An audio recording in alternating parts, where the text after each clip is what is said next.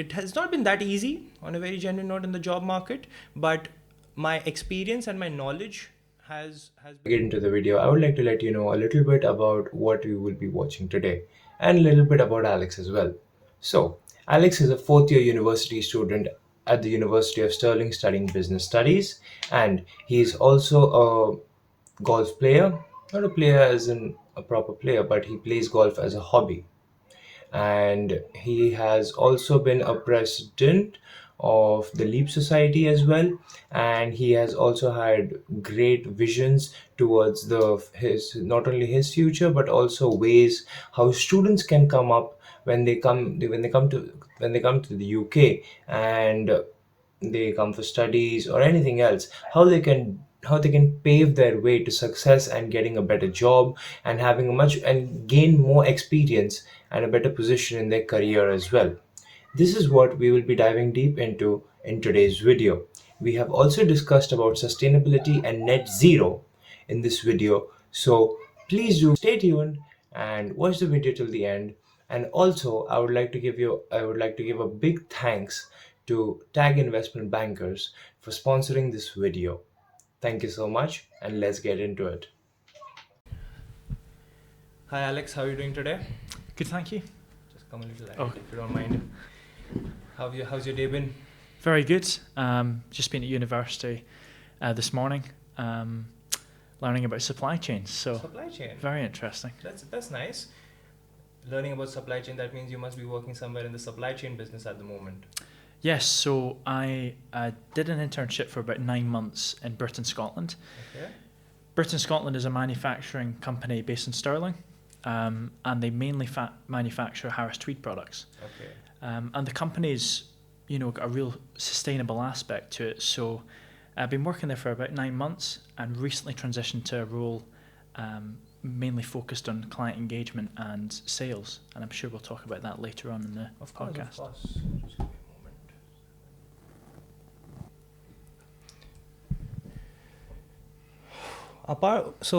moment. Apart from the university, what are the extracurricular activities that you've been indulging in and going about since you've joined the university? If you could just share with us. Yeah, so really sort of when I started university, I always had a drive to sort of get involved in these opportunities out with university.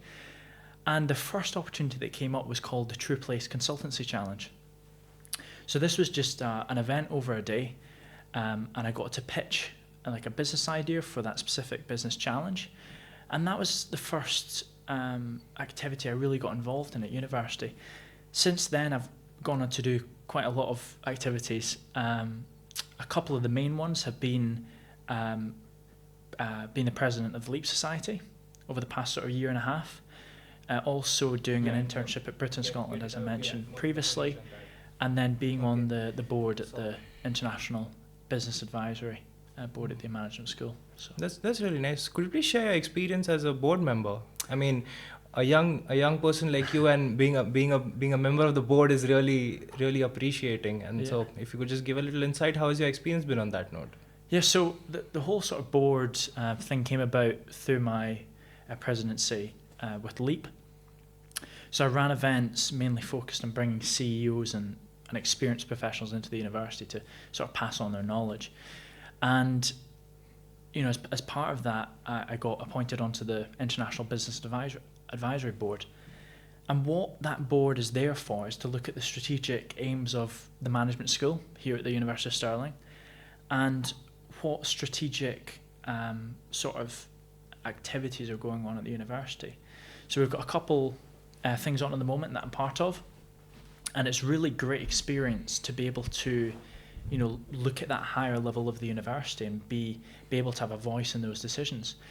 I think the main thing that I've gained from it has been surrounding myself with individuals that also sit on the board who have had a lot of experience being board members within different industries and companies across the world, really. So I think that experience sharing is really I've gained a lot of value from it. That's really nice, and that's what actually I also am looking forward to after my completion of my course.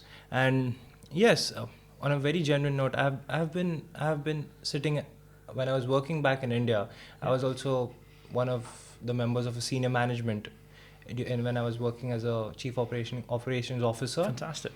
in a hospitality industry, where I used to manage 5 restaurants and around 1.5 to 2 nightclubs Yeah. on a week's scale. So Yeah. it used to be like I'm an on-call manager, and I used to work all closely 7 days a week. I mean, because it actually excited me, just like you said. Yes. The experiences, I agree. your presence in the environment, and the knowledge that you gain from them is something that actually you learn a lot from. Yeah. And I have personally learned a lot of things, because after moving to the UK, it has not been that easy, on a very genuine note, in the job market, but my experience and my knowledge has been really helpful to me towards understanding course, things.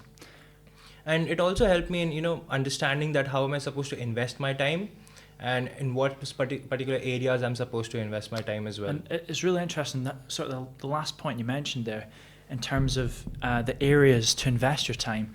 I think the number one thing I did at the start of university that's probably helped me quite a lot in opportunities that I've had is actually learning about yourself and looking at your strengths and areas of improvement, and also on the back of that, looking at what opportunity would be the sort of perfect opportunity for you. Would it align to an area that you want to develop? And then it's about looking at the opportunities and choosing the one that is most efficient for your time and is most efficient for your development of skills and experience.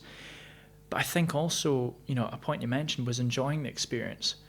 And I think a lot of people that maybe are first year at university that haven't got involved in experiences so far, it's a very daunting task, and it seems like a very big picture to start. And I think the thing I would say to people is that the more experiences you get into, the more you find where you enjoy and where you maybe don't enjoy.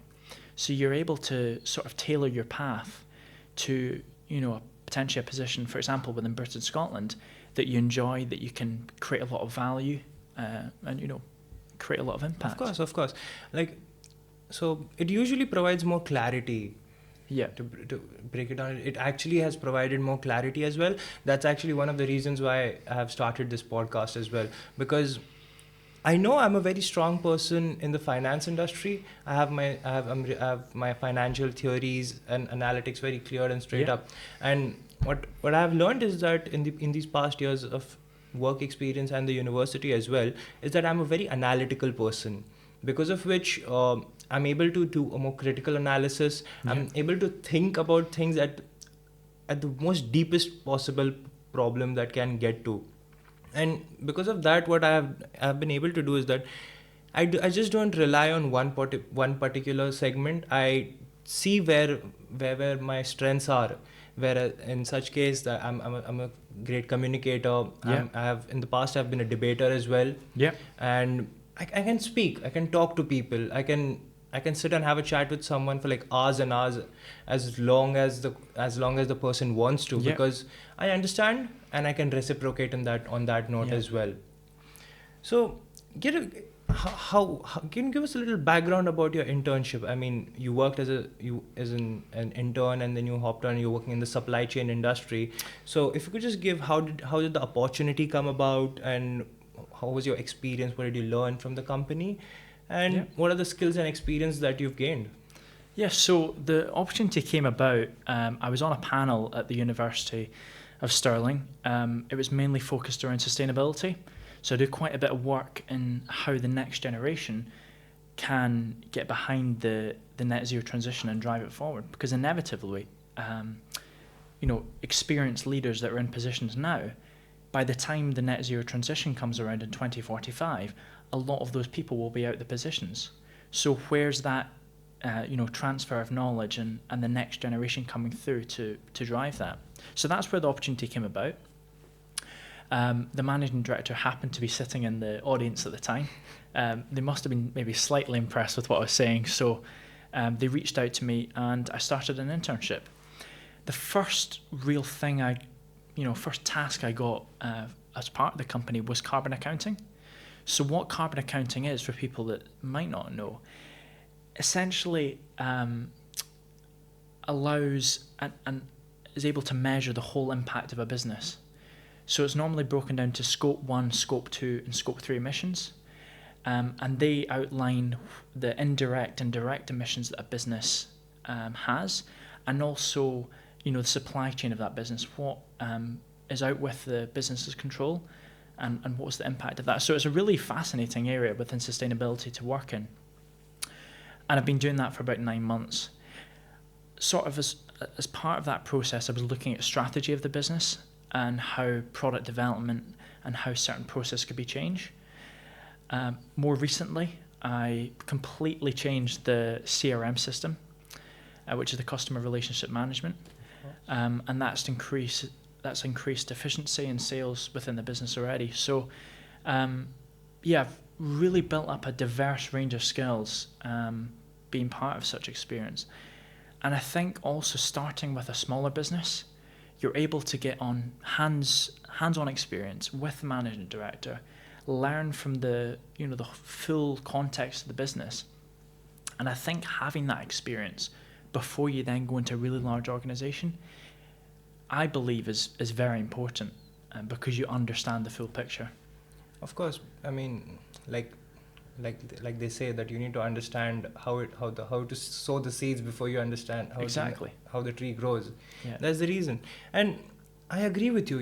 It's in my past experience as well. I can completely reflect and see what experiences I have been through and how they have actually helped me in gaining more knowledge and experience. And currently sitting on this table right now, of course, there's a difference between of the industry and the skills that we both currently have, but there's a similarity over the fact that we both have learned everything from someone else. Yes. And by seeing someone else, whereas like you said, the current generation is a little different, and most of them are not so very well versed with net zero emissions, carbon emissions and things like that. They just hear these words. Half of them may not be knowing what is actually the impact, or how does it even impact our environment. And that's actually what I would really encourage the students and the current generation as well to learn about. And mainly having internships as such is actually a really great pathway towards gaining these skills and experience. I'd agree. Because last year as well, I had an internship with a real estate company. They were not completely as a real estate company, but they were like a loan providers to SME household builders. So that actually gave me an understanding how the real estate market works. How do you value a place? How much is the loan to value that we can give out at a time on the basis of the current economy. And now currently I'm working with an investment banking company, which my past experience in my first internship has actually helped me get this internship as well, because the technicalities, investor relations, all those things got carried forwarded, and they are helping me right now. And I'll pick up on 2 points there. The first point was that you learnt from other people, and I think that's very important, because the approach I took when I started university was that I'm young, I haven't had really any business experience at the start of university, and I acted like a sponge. And I said to myself, okay, if I can build up any more skills and experiences and just get out into the real world and see what it's like and gain that first-hand experience and sort of absorb all those skills and different things you pick up from different people, I think that's how I grew, and I'd be able to get into the different opportunities I have. And the second point you made was in terms of different experiences sort of passing on and helping each other. And I would say that's one of the most important things I've learned through university, is that even though the True Place Consultancy Challenge was a one-day thing, the skills and things I learned from that have then transferred into the next thing, being the president of LEAP, the next thing, and it's just it's compounding. Yeah, exactly. It's been compound, and I guess Albert Einstein was the person who said that compounding is, I guess, another wonder of the world. And I do agree with it right now, because I see, like, in my finance domain as well, compounding plays a very key part, because in investing, if you compounding can make 10,000 pounds into £1,000,000 within a span of years as well, if you invest correctly, of course. Genuinely. But if you don't look at things very critically and analyze them properly, looking at the current market and things like that, then it can take a big loss on that. Of course, yeah. That's the reason. So apart from the involvements outside campus, are there any extracurricular activities in your personal life, for example, gym, sports, or any as such that you prefer to do? Yeah, so it's an interesting point, because, it's okay doing all these opportunities, but at times it's very tough to balance them and get time away. And I think having those personal activities that you can rely on when you're in a high pressure situation, I think is critical, really. So in my time away from business, I tend to go to golf. So I've played golf since, I was about 11. I haven't played as much as I would like to in the last couple of years, just with my other commitments. But I think it's a very good sport to be able to completely detach from work, from other commitments when you're on the golf course. You're surrounded by friends, you're just in your zone, and I think that's very important, and something that I've learned in order to not burn out and sort of overwork myself. Golf, I don't know if everyone would agree with this point or no, but golf can be it's a patience sport. Yes. Yeah. It is a little bit of a patience sport, and like I said, analytical and thinking, because the winds, the grass, how green it is, then which way you're supposed to hit the ball. You need to be very technical with the wind patterns and all. It actually helps you in your personal life, even though you're away, that personal and as well as business, because it teaches you patience. Yeah. And like I said, critical thinking about what decision needs to be taken at what point. Yeah, and I mirror that point, because a lot of experiences that you do within your personal domain actually transfer into the business world very nicely, and golf is a great example of that. I've done caddying over the past couple of years, and essentially what that is showing a client around the golf course and where to go, carrying their clubs and stuff. But the thing I picked up was that really you're spending 4 hours of a time with somebody that you've never met before, and you have to communicate with them, with a new client every single day. You have to build a relationship with them over a 4-hour period. And normally these people are experienced professionals. People, they might be from Deloitte, KPMG, they might run large, small businesses. And within those 4 hours, it's amazing the amount of information that you can sort of gain in little in nuggets. And it's just, I think it's very important to know that every opportunity you take on, even if it's a barista, a smaller job, every single position like that gives you a skill that you can then use in your professional career. Of course, following university. Of course, because like you said, most of the people who come to the golf course, or the members, are usually people who run big businesses, big, small, medium scale, and they have a lot of experience. And like you said, the relationship that you build in those 4 hours time frame, it's like, we can consider that as like a one-time opportunity when the person comes up, and it's either it's a make it or break it deal. You either lose everything, you don't get a chance to meet the person again and all, or other than that, you have a chance to meet the person continuously and gain more knowledge. So it's more on a very genuine note. Golf, I consider golf has always been a rich man's sport, no doubt. no doubt these wealthy HNI people are so particular about who they meet with and who they interact with, because they value their time very genuinely. Those 4 hours of interaction is the time the only time a person might or might not get to gain knowledge from a person who's so well experienced.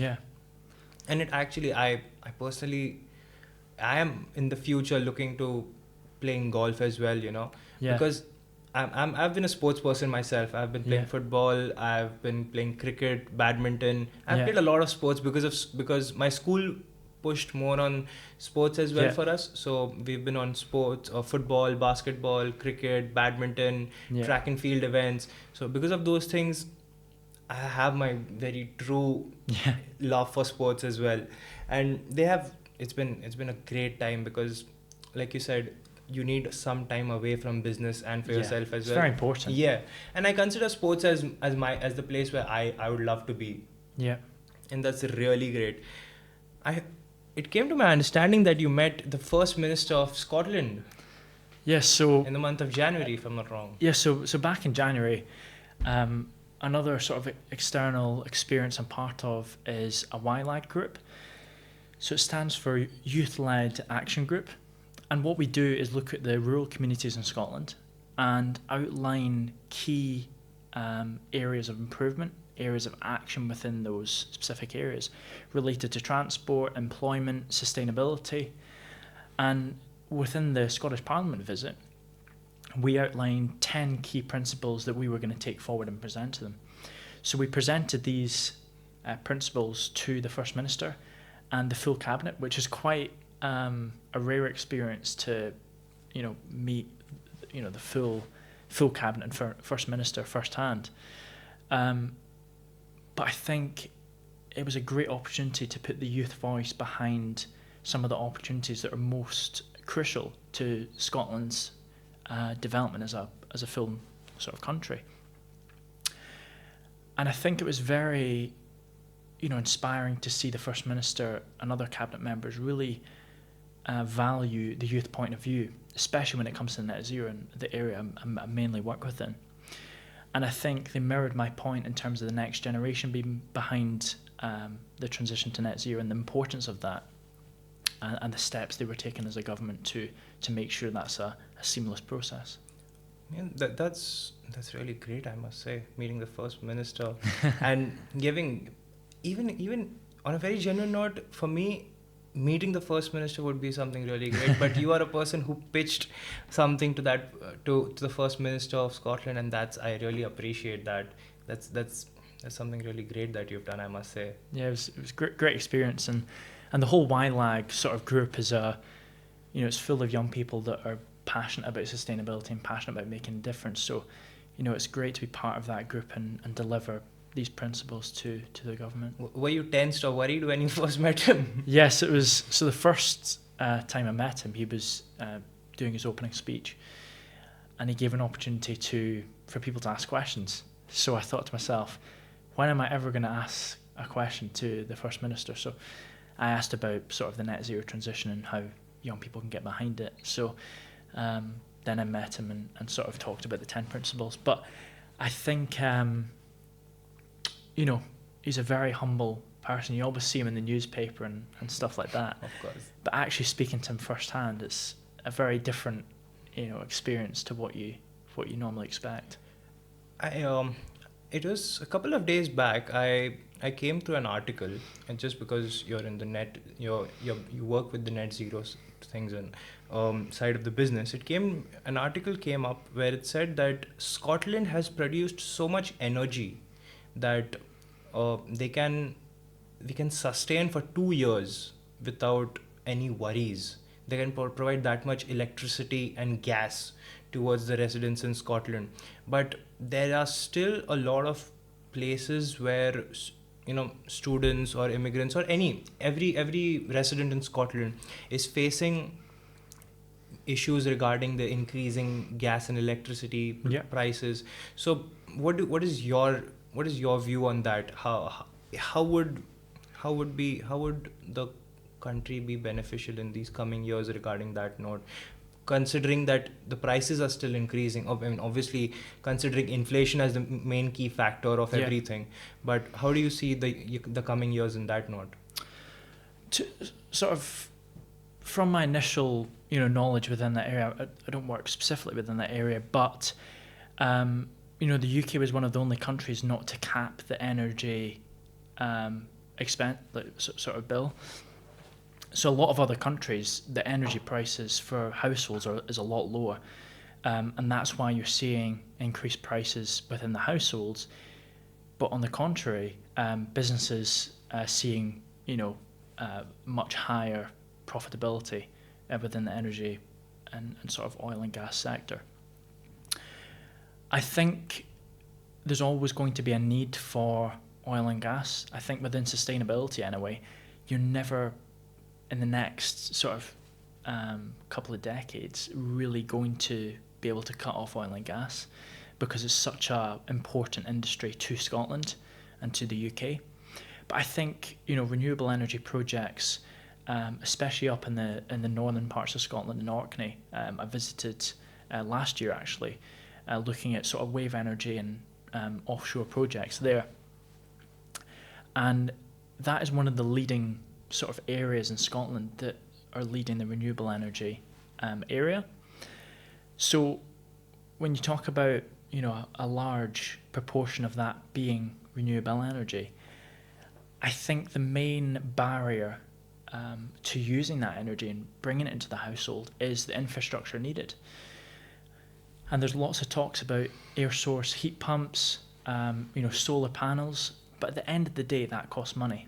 Of course. And these are normally within the sustainability areas, tends to be more expensive than normal solutions. So certain households have taken the initiative to bring sustainability into their home, but for a lot of the main households, it's a very difficult situation to do. So they have to rely on gas and electricity instead of that renewable energy source. Of course. That's really nice of you to give a little more briefer understanding of how things are going to be happening in the coming decades. Well, moving ahead, for students who are not sure about events who are to participate in, just like you took your opportunity to work to go around and work for in extracurricular activities such as LEAP and others, which particular activities would you give a idea towards, or guide the upcoming students towards that, these are the activities that you should be doing in your coming years, especially as you are in the university, and benefit yourself? So I would go back to my point and say that the first step people should be taking, in my opinion, is learning about themselves, learning about the areas they want to improve on, and just seeing where their strengths and weaknesses currently sit. Once you've sort of done that audit of yourself, and just to note, that can be done through the My Stirling Award at the University of Stirling. So the careers team runs that at the university, and I actually only got my bronze award yesterday, so I'm quite late to the party in terms of doing the My Stirling Award. But I would highly suggest for people that are in first and second year is to go through the My Stirling Award, go through the skills audit, which looks at yourself and the skills you currently have and want to improve on. Once you've done that, then it's speaking with the careers team and matching up opportunities that align with that. From my own experience, I think the best thing I did was get involved in societies at the university. You've got the LEAP Society, which is mainly focused on business and entrepreneurship. You've got SMIF, which is the Student Management Investment Fund, mainly focused on sort of the financial activities, and plenty of others. And I think that's a great stepping stone between a work experience opportunity out in the business world and a student-run society. So I would say society is probably your first stepping stone. Yes, like you said, of course, people who actually want to do something for themselves, or have a business for themselves, because they should be joining these societies. Because I personally myself as well, I'm a person who has always had the idea and the thought that, I don't want to be, it is a part and parcel of life that you have to work somewhere to get somewhere. Yeah. But on the other end, I'm a person who wants something of myself rather than a person who would like to work for someone else as well. Might be a little contradictory to the statement that I am working for someone at the moment, but yeah, of course, it's the experiences and the knowledge that we need to gain, and to to go ahead in life. Yeah. And that's and a couple of weeks on, I guess, the first episode we had Kathleen, the president of the Smith Society. Yep. And she also provided some great insights as well regarding that, and that was really great because she told us that what transitions the Smith committee is currently going through. What she did not provide a very concrete ideas about what are their plans for the coming time, but she did give me a little brief overview about what are their plans and how are they planning to change the current structure of their investments from the students' perspective as well. And I think it's very important. Kathleen's obviously just become the president of Smith, and those sort of positions while you're at university, they transition into the sort of real world. So with me becoming the president of LEAP, I learned a lot of skills from that in terms of how I approached team working, how I sort of communicated with my team, and as part of that feeded in directly into potentially my role now as being, manager of customer engagement at the company. So those sort of lower level experiences then feed up to the business world, and the skills and things you learn about yourself and how you manage and how you change the business structures Kathleen was talking about, that feeds directly into the business world. So it's a fantastic experience. Of course. I mean, each and every experience has its own plus points, which comes down in some or the other way for a person in their life. Yeah. So, reflecting on your time, Sterling, what achievements and experiences would you say that you would be the most proud of, and what are you looking forward for this year ahead?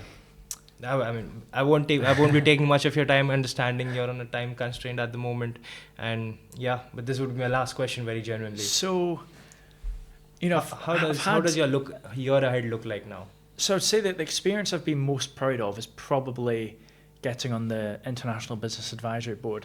I think I saw it as a accomplishment for what I'd done previously with the Leap Society and other commitments. And I think I've learned so much from that experience, from different people that sit on the board and the board and the strategic actions that we've done from that. It's probably been, the best achievement I've had so far, alongside Britain, Scotland as well, and sort of the growth we've had within the company, and the sustainability aspect. I would say it's between those two. In terms of my year ahead, we're just at the start of the year, so hopefully it's going to be a good year. But I suppose the thing I'm most looking forward to is the growth of Britain, Scotland. Right now, I manage the entire existing customer base at the company, so really I'm excited about getting out to the customers, meeting them firsthand, and seeing sort of what we can do as a company to support them, how we can sort of fit their need, and really just try to grow the company as much as possible. So it's hopefully going to be an exciting year ahead. It will be, and with your hard work and resilience that you always put in for each and every work that you do, I'm definitely sure that you'll achieve much greater places in life. And coming to the point where you said that you're looking forward to going out in the market and meeting the customers, that's something that I have that's a key takeaway from my father as well, because my father also used to tell me the same thing, that if you're running a business, you need to go and meet your customers in person as well, because that's the most key factor. When you meet your customers in person, you understand what their problems are, and that personal touch helps you long way in a long run as well. And that's really great. I completely agree with that. I think there's no substitute for going out to the customer and meeting with them. And a lot of companies, I see a lot of companies that have, they turn over a lot of money a year and they have a large customer base, but they don't interact with them and they don't communicate with them. And essentially what that could, turn to is a discommunication between the business and the clients. And I think the best thing you can do is go out to the customer, communicate with them, see what's going well with the business, what's not going well, how can a business like ours help, another business? Is it a new product development? Is it some support in point of sale material? You know, it can be a whole host of things. But I think there's no substitute for going out to the company and having that personal touch, as you mentioned. Of course. Well, Alexander, it's been really great having you over today. I Thank you really very much. appreciate your time. Thank you so much for coming and sharing your knowledge and your insights and your experience of how your life in Sterling and your achievements as well. Perfect. Thank you very much for having Thank you me. so much.